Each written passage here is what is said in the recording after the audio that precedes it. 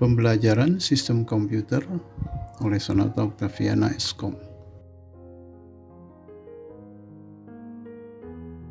Organisasi dan arsitektur komputer.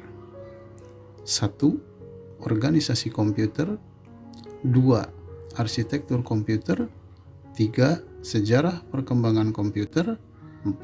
Arsitektur CPU. Organisasi komputer adalah keterkaitan setiap bagian-bagian dalam komputer, baik unit-unit operasional yang mendukung proses komputer maupun proses interkoneksi antar komponen penyusun sistem komputer. Dengan kata lain, konsep tentang komponen-komponen hardware dalam komputer bekerja secara terintegrasi sebagai kesatuan komputer. Organisasi komputer. 1. Sistem komputer. 2. Hardware komputer. 3. Struktur hardware komputer.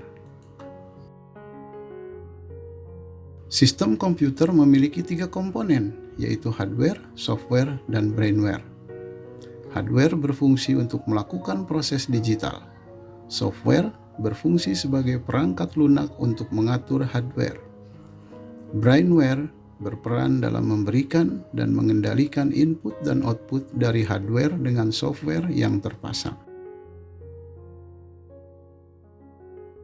Hardware komputer secara prinsip terbagi menjadi 4 bagian, yaitu 1.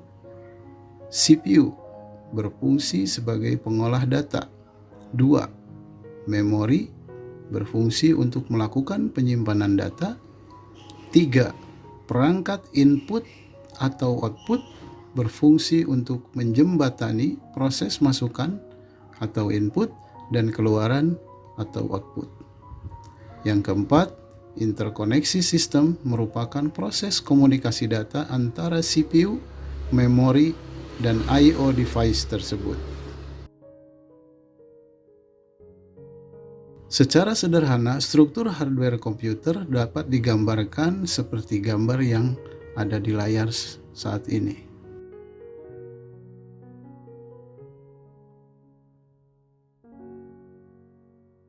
Arsitektur komputer adalah ilmu yang membahas atribut sistem yang dirancang oleh programmer untuk mendapatkan kinerja komputer yang optimal. Dengan kata lain, arsitektur komputer sebagai sebuah mesin multi-level berarti komunikasi antara user atau programmer dengan komputer melalui bahasa pemrograman. Tingkatan logika mesin komputer. Komputer sebagai mesin memiliki beberapa level yang dibagi menjadi 6 tingkat, yaitu 1. Level 0 atau logic digital berupa rangkaian gerbang logika dalam susunan hardware komputer. 2. Level 1 arsitektur mikro terdiri atas rangkaian dasar prosesor berupa ALU untuk melakukan operasi aritmetika. Pada level ini juga terdapat mikroprogram sebagai interpreter perintah dari level di atasnya. 3. Level 2 Instruction Set Architecture atau ISA mengandung perintah atau instruksi datar komputer.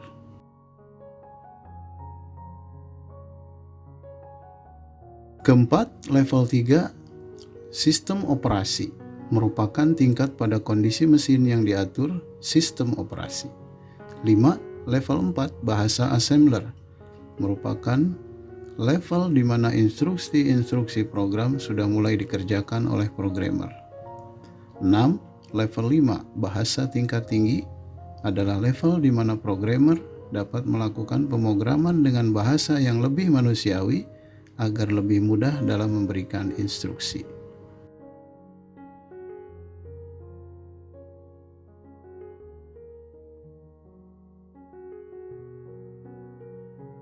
Tingkatan komputer sebagai mesin 6 level.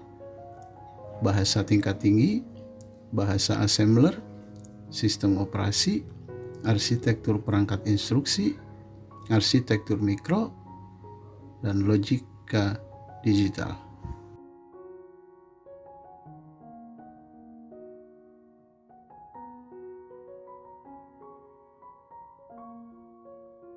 Sejarah perkembangan komputer. Tahap perkembangan komputer dibagi menjadi 4 evolusi, yaitu sebagai berikut. Tahap perkembangan komputer dibagi menjadi 4 evolusi, yaitu sebagai berikut. 1. Tahap manual, proses penghitungan yang masih menggunakan metode bantuan jari, tanah liat, dan abaskus. 2. Tahap mekanis, era penghitungan dengan bantuan alat mekanis seperti The Pascal Line, buatan Blaise Pascal, Logic Demonstrator, buatan Charles Mahon, dan Babbage Analytical Engine, buatan Charles Babbage.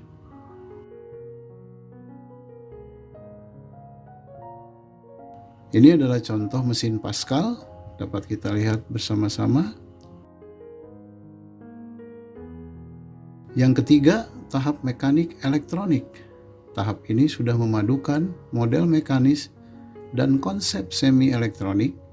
Salah satu contohnya adalah mesin tabulasi kartu plong buatan Dr. Hermann Hollerith. Yang keempat, tahap elektronik. Era ini dimulai dengan dibuatnya komputer ABC, Atanasoff Berry Computer, buatan John V. Atanasoff dan Clifford Berry yang menggunakan tabung hampa udara. Kemudian mesin Mark I sebagai komputer generasi pertama yang diciptakan Howard Aiken.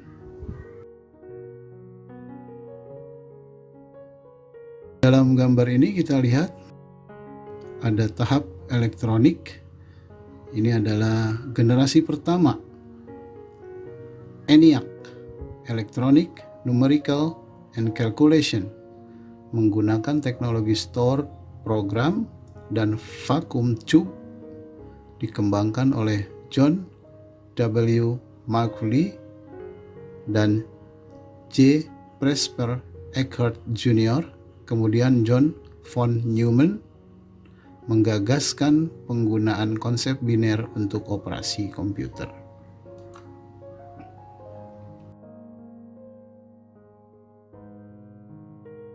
Yang kedua, generasi PDP-1. Generasi kedua, pada era ini komponen transistor dan dioda digunakan untuk menggantikan vacuum tube. Komputer era ini juga mendukung bahasa pemrograman tingkat tinggi, memiliki memori dengan kapasitas lebih besar, serta mendukung konsep real time dan time sharing. Beberapa contoh komputer dari generasi ini adalah PDP-1, IBM 1400, UNIVAC 3, dan NRC 300. Generasi ketiga, ini sudah menerapkan teknologi mini sirkuit dalam bentuk hybrid, dengan komponen elektronika ditempatkan dalam sebuah sirkuit yang sama. Komputer generasi ini bekerja lebih cepat karena pengintegrasian hardware dan software yang serempak. Contoh komputer generasi ini adalah IBM S-360. Generasi keempat, ciri khas komputer generasi keempat adalah pemadatan ribuan IC atau integrated circuit dalam sebuah chip, atau biasa disebut teknologi LSI, Large Scale Integration. Pada era ini lahir mikroprosesor dan memori internal berbasis semikonduktor berbentuk chip.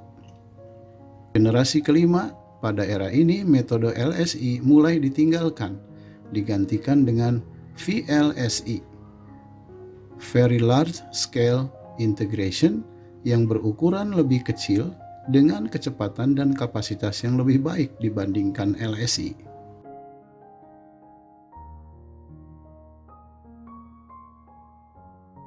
Kita masuk ke arsitektur CPU. Central Processing Unit merupakan inti dari sebuah komputer.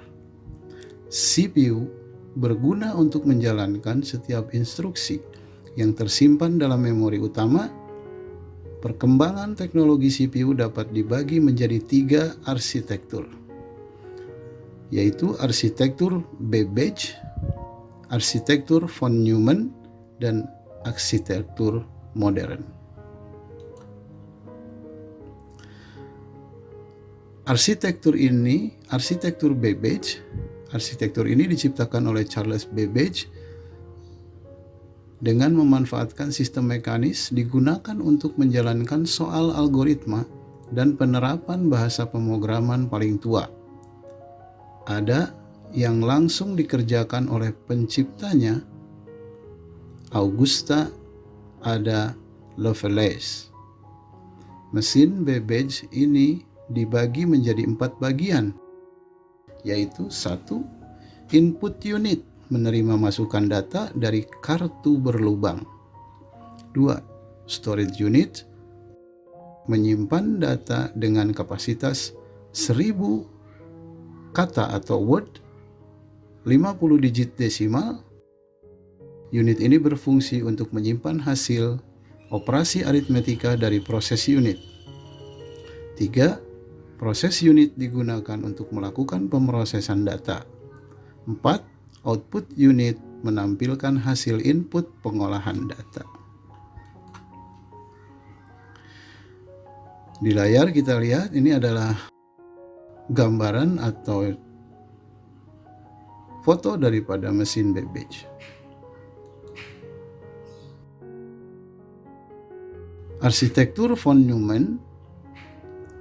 Arsitektur ini diciptakan John von Neumann dan menjadi pelopor arsitektur komputer modern.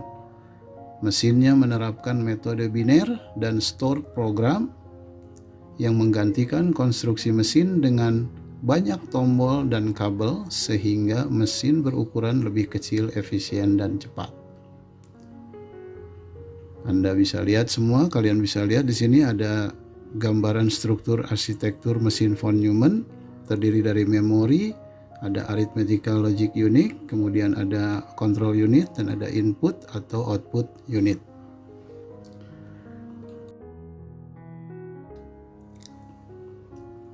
Sementara arsitektur modern, pada arsitektur modern CPU dilengkapi dengan bagian register dan I/O interconnection untuk mendukung kecepatan pemrosesan data. Gambarnya kita bisa lihat, diagramnya, struktur CPU modern sudah lebih lengkap. Ada main memory, kemudian ada arithmetic logic unit, ada control unit, ada register, ada I/O interconnection, dan ada input output unit.